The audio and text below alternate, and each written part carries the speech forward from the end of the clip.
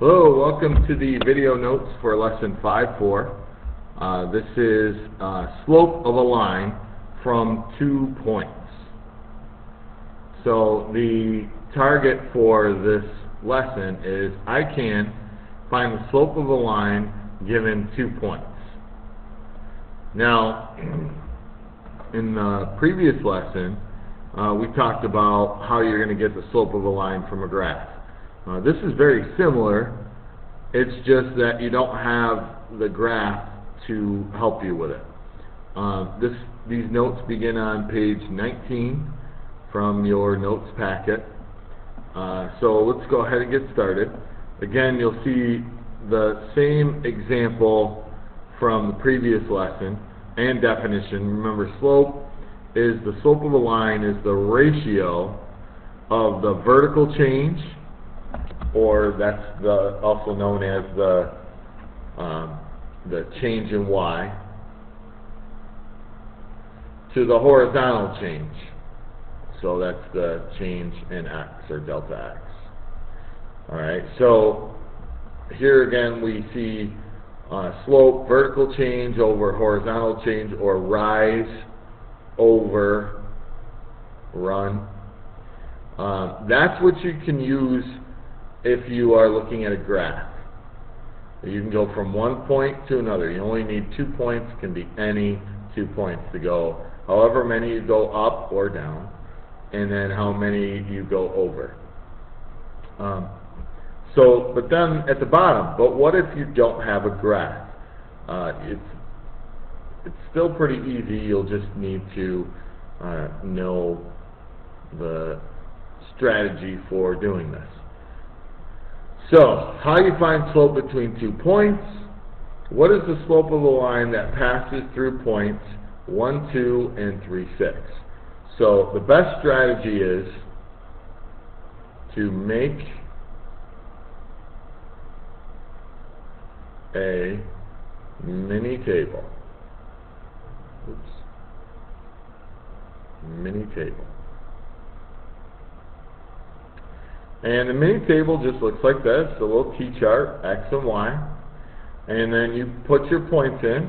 It doesn't matter which order you go in. I typically will go in order for the X values, but if you want to do it a different way, that's fine. Alright, so then find your change in Y. So from 2 to 6 is going up 4. Find your change in X.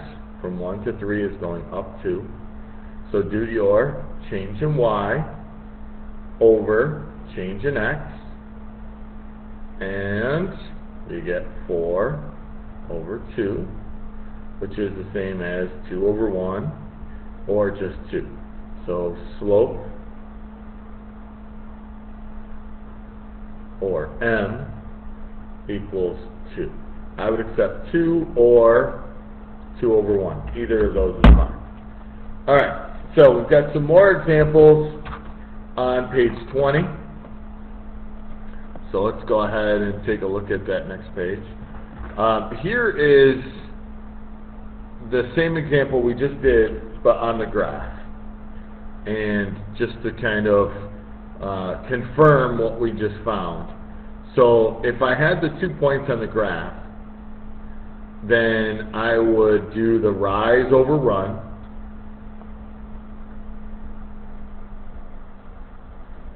and remember, so we do the Y value first, so it's either going to be going up or down, but in this case it's obviously going up.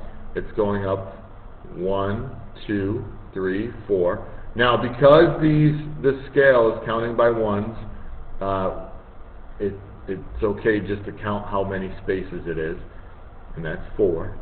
And then the run, how many it's going over, it's going to the right 2, so that's a positive 2.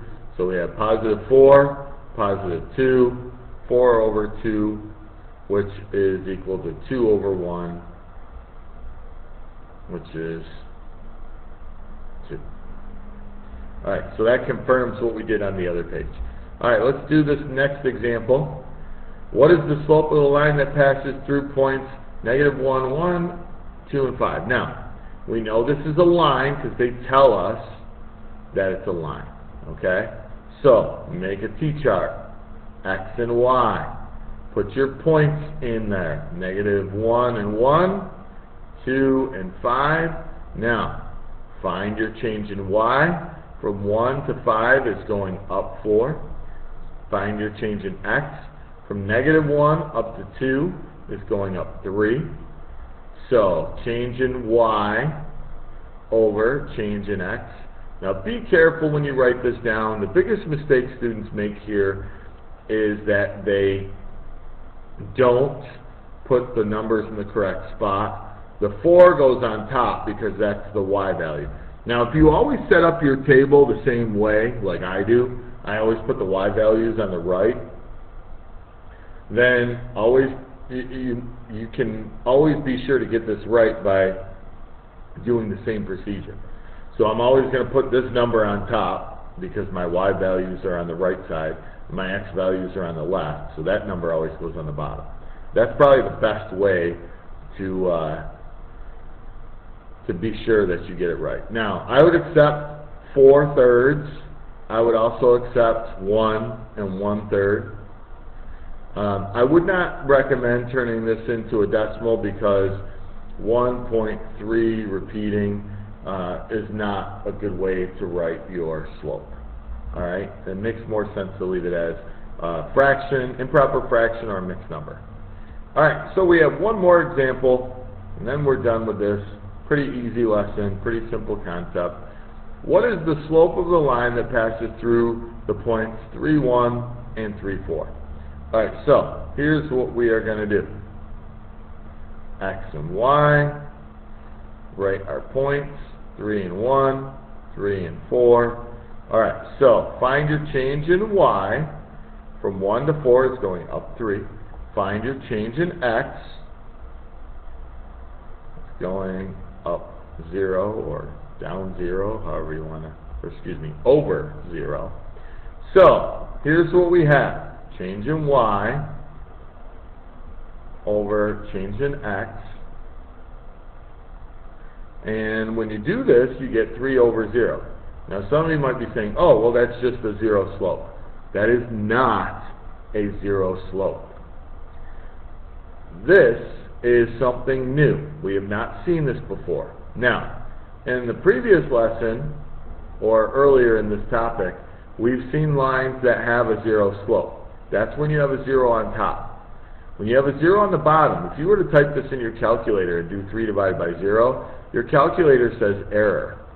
So what that means is you cannot divide by 0. That's not allowed in math. So this is technically undefined. Well, what does that mean? What that means is this is not a function.